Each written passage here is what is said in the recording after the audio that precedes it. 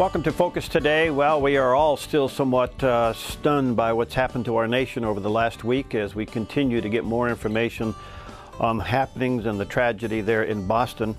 I'm honored to have back with us today Ted Shoebat. He's the son of Willard Shoebat. We've had him both on before, and we're honored to have Ted back with us today. He's author of several books, In Satan's Footsteps, and the follow-up to that book, and that is For God or For Tyranny. And here we're today to talk to Ted about what happened in Boston. Ted, nice to have you back, my friend. Thanks for your time. It's good to be on, sir. Thanks for having me again. Yes. Well, we're all stunned what's happened here again. And do you see any difference in what happened in Boston, maybe as to what other terrorist attacks may have happened around the world? Well, if you want to talk about around the world, yeah, there's thousands of parallels I can bring up. This is not the first time we've been attacked by Eastern European Muslims. Now, I think that since the Tsarnaev brothers were from the Balkans, they were from the Caucasus, they were Chechens. I think Americans are going to have to start getting used to, or at least they're going to start having to start investigate on who the Eastern European Muslims are, because we went to war with Afghanistan. Okay, that was another country added to our geographic knowledge. We went to war with Iraq. Okay, now Americans know a lot about Iraq. Somalia, Americans know a little bit about Somalia. Libya, with the Benghazi scandal, Americans are getting familiar with that as well. But now you have Chechnya, and now so Americans are going to have to investigate and do more research on who or what are the nature of the Eastern European Islamic world.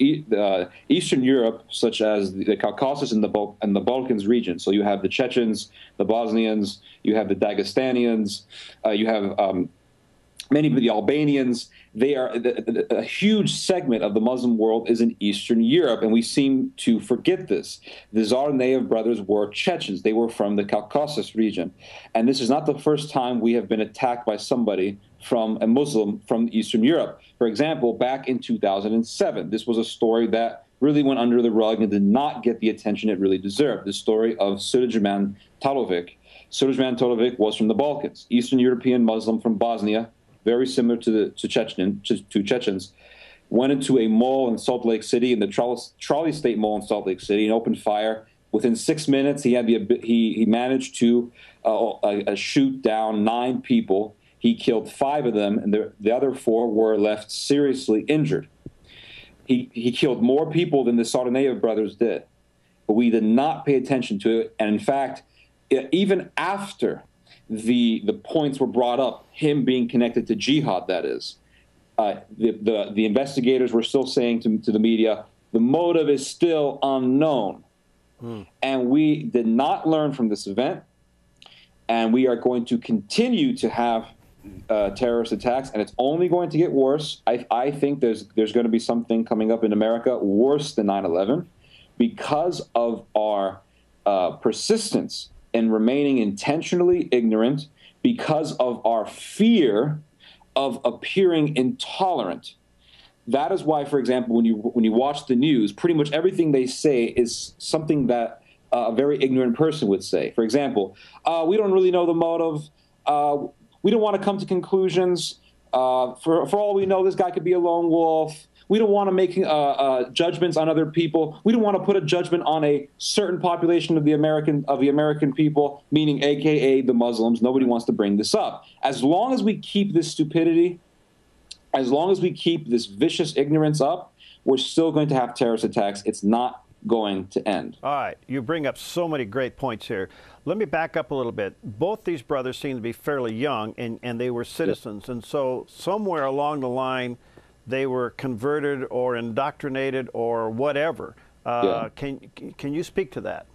Well, that's another misconception that a lot of Americans have. They're always wondering about the point of radicalization. When was this person somehow persuaded to commit terrorism? Well, that's no such thing. You see, we keep talking about terrorism in America, but we keep ignoring the greatest terrorist organization in the United States and in the world, actually, and that is the religion called Islam. We keep forgetting the root causes. So in other words, we keep reacting to terrorism, but we never take the measures to prevent terrorism. And instead of killing this guy, the last of the brothers, Johaz, the last of the brothers, his name was Dzhokhar. Dzhokhar was in a firefight with the police. They say around 30 shots were fired. Excuse me, the guy had a firefight with the police. Why is there a need for a trial? Just take the guy out. If you don't take this guy out, that's only going to give the message to the Muslims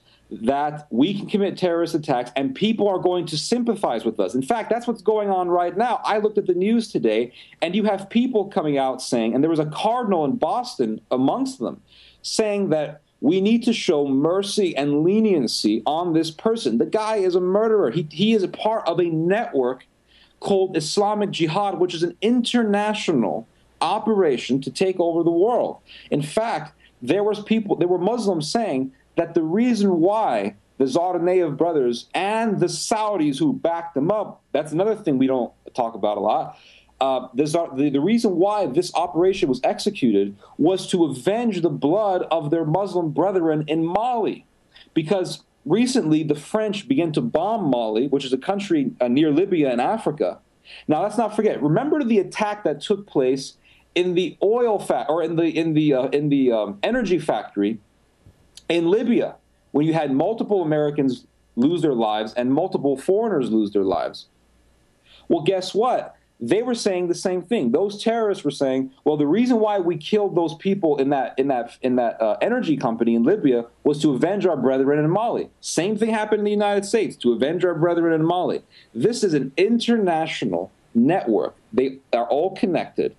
And as long as we keep acting like we have that these predators are lone wolves, these attacks are going to come, and they're never going to end till kingdom come.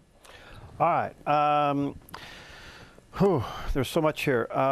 It appears that they were well connected because some of the elements of the devices used in these bombs obviously were given to them and manufactured somewhere else. Now that makes it international. Will they be seen as enemy combatants, or now we see some members of the media and even on the left saying, oh, wait a minute, they're local criminals because they were U.S. citizens?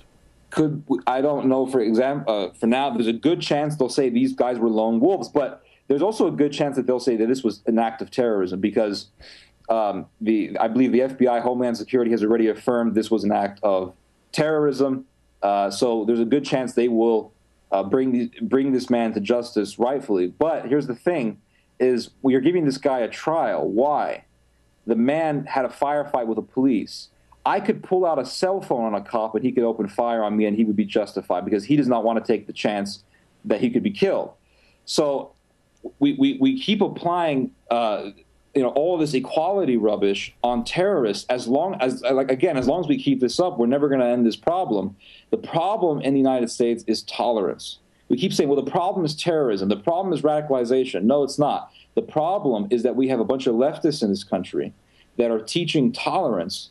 They keep pushing this tolerance deal. As long as we continue on this policy of toleration for this religion called Islam, the problem is never going to end. It's only going to escalate. Now, the same thing happened with Sulejman Tolovic. Sulejman Tolovic received sympathy from the media. He came from Bosnia. In fact, before he came to America, he had a vision of a white horse with two beautiful eyes. Now, the white horse in Islam is the symbol of jihad.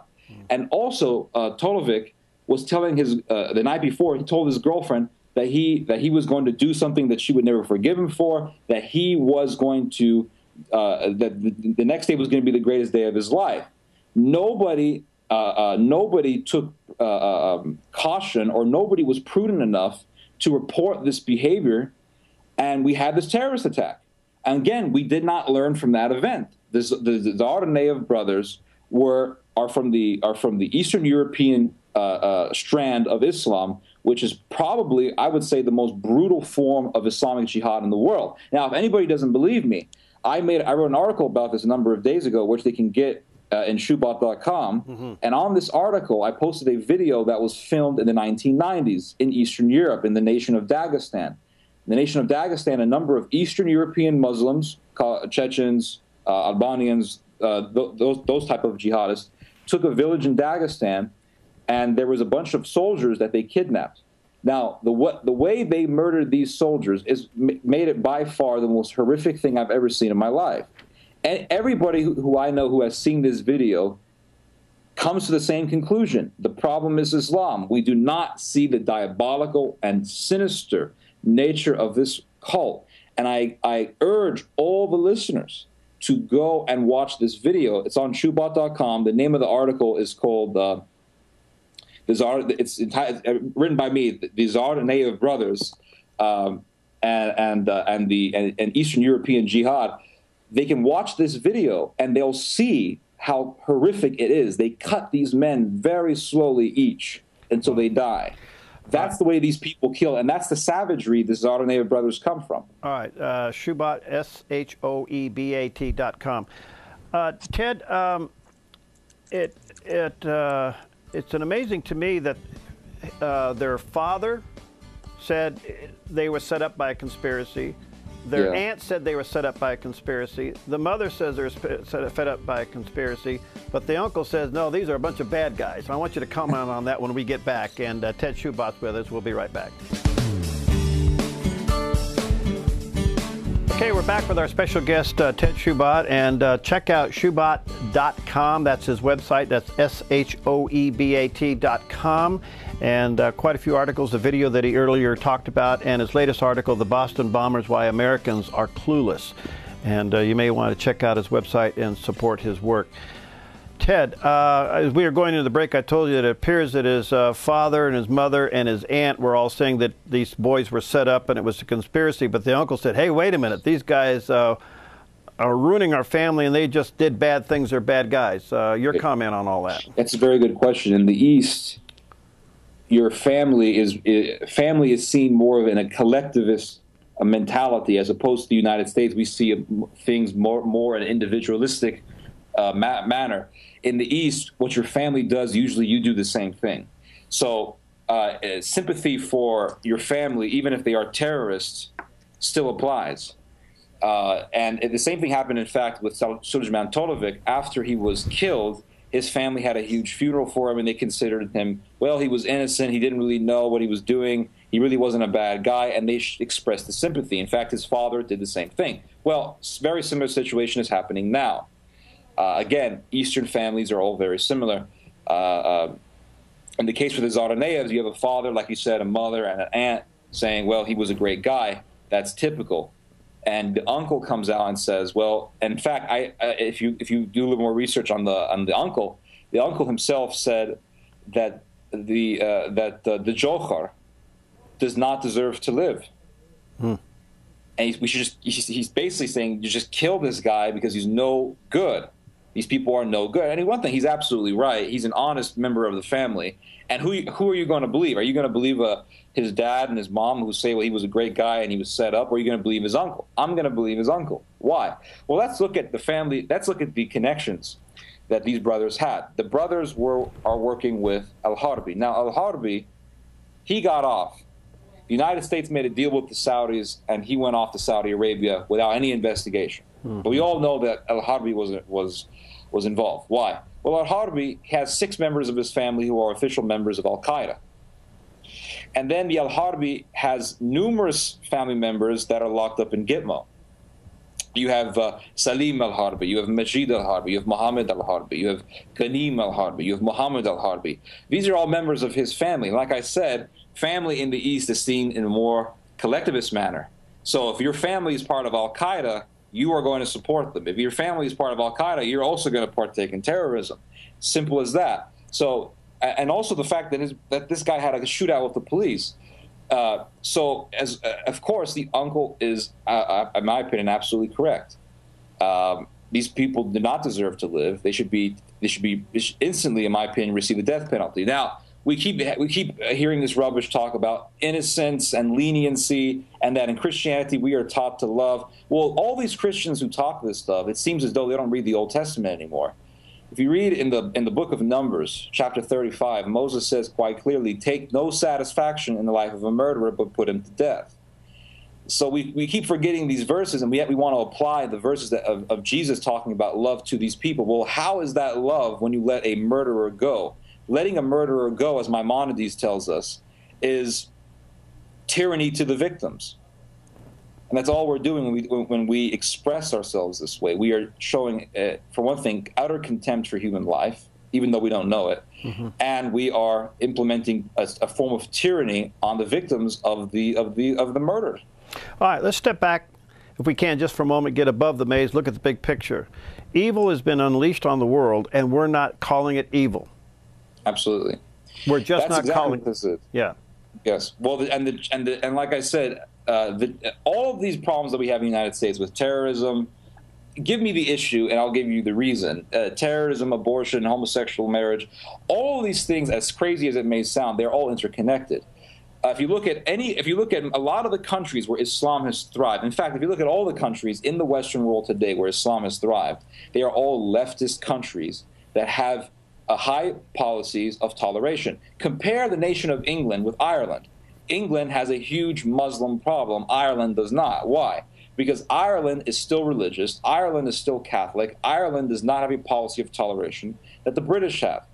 Now, also look at the island of Malta. The Maltese people are still stuck with their religion. And we say, well, that's bad. They're just a bunch of legalistic jerks. No, they're not. When you had a large amount of Muslims came to Malta at one point in time, and they wanted to do a prayer procession in which they would pray in public. Well, in the United States, we would allow that. Well, it's just prayers, just prayers.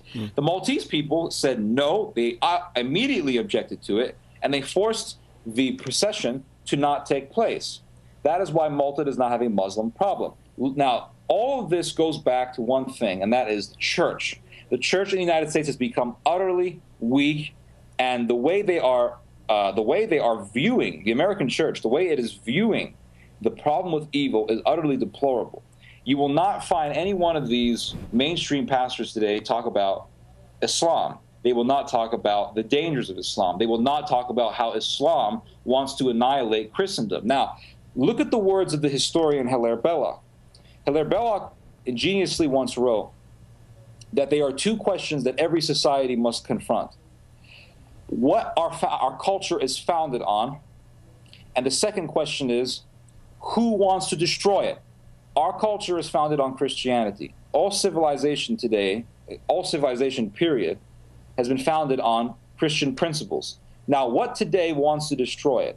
Islamic fundamentalism and leftism.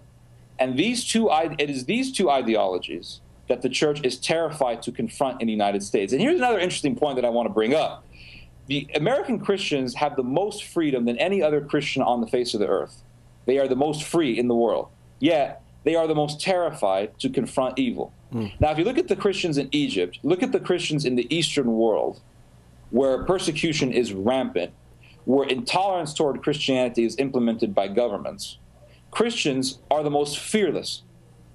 Luxury has taken away our souls, and the Christian church has become today much of an industry, which only cares about one thing, and that is getting lots and lots of members in. And if that means ignoring the devil, then so be it. Because as far as I'm concerned, that's what has entered the church. The devil has entered the church. And they are saying, well, don't focus on the devil. Well, if a robber wants to rob your house, does the robber want you to know that he is there, or does the robber want you to not know that he is there? The robber wants you to be asleep. The devil wants us to be asleep. Well, we seem to have lost, I don't know, we could go down this road and it's endless, but we have lost the meaning of evil. I mean, we are combating evil. There's a spirit out there that wants to kill Christians, Absolutely. Jews, and Americans, and we just don't seem to process that in our head. Absolutely, and we always take, and they're a big problem with the church, and this adds to what you just said about not confronting evil. We love to trivialize priorities and prioritize the trivial. What do I mean by that? For example, if I say, well, listen, the Trinity is a very important doctrine, and I have heard pastors tell this to me in front of my face. I've heard pastors say this on television. The Trinity means nothing to me. The Trinity is not an issue to me. The Trinity shouldn't be a big issue. It's a minor thing in Scripture. It's not a big deal. Well, excuse me. The Arian heresy that took over Christendom in the 3rd century The Arian heresy, which denied the Father and the Son and the Holy Spirit. The Arian heresy, which denied the Trinity. That was the main focus point of the Arian heresy. Ended up taking over the Roman Empire and killing and beheading Christians for refusing to deny the Trinity. Now, how does that apply today? It applies very much so. Islam, Muhammad, learned from the heretic Arius on the Trinity. Muhammad took that heresy, made his own heresy, and he became a Unitarian. Islam is a Christian heresy. It's no different than Mormonism or the Jehovah's Witness religion. And Muhammad came out and said, well, the Trinity is a fallacy and we should not believe it. The major focal point of Islam is to make the entire world into a Unitarian society. And so Muhammad comes out and says, whoever believes in the Trinity should be killed. That is why when Islam took over, they tolerated heretics who denied the Trinity. So when people say, well, that's not an issue to me, it's a huge issue. And because we have trivialized the importance and significance of the Trinity, we have then allowed these heresies to thrive in our society. And the major one out of all of them is Islam. And because we have allowed it to thrive, we are dealing with the problem till this day, and millions of people have lost their lives because of this wicked religion, this antichrist religion called Islam. And we are dealing with it right now. And here's another thing. We have not even seen the full picture and the full entire nature of the Islamic religion. What do I mean by that? If you look at the original form of Islam when Muhammad founded it, it was Unitarian, it believed in human sacrifice, and it believed in cannibalism. If you look at all the early Muslims, cannibalism was allowed. Even going into the 16th century, human sacrifice was practiced in the Middle East. And I can give some historical details on that, but for the sake of brevity, I won't. And we are seeing the revival of Islam coming to its entirety. In Egypt right now, they are talking about allowing human sacrifice on Muslims who so-called apostatize from the faith. We are seeing cannibalism being taught in high school in Egypt right now. This is as a result of the Obama-backed Muslim Brotherhood government that has taken over in Egypt. The curriculum recently in Egypt has put a new addition to high school students, and this is a fact, that it is okay to cannibalize an enemy of Islam, or it is okay to kill and cannibalize a Muslim who does not pray 5 times a day. That is what they're teaching in Egypt right now. And they are also supporting, like I said, human sacrifice. And this, the full form of Islam, is here amongst us right now in the United States. And pretty soon we're going to see it, and we're not going to know what to do. Because right now we don't know what to do. Wow. All right. Again, you can correspond with Ted. Shoebat.com is his website. Check out his articles and the video. Ted, thank you for your passion. I really appreciate it, and hope to have you and your dad back often. And thank you for the time that you give to us here at the Dove, because I think you're educating us, and we got to wake up. Bottom line, we got to wake up. Thanks, my friend. Blessings on you. God okay? bless. God bless you. God bless you.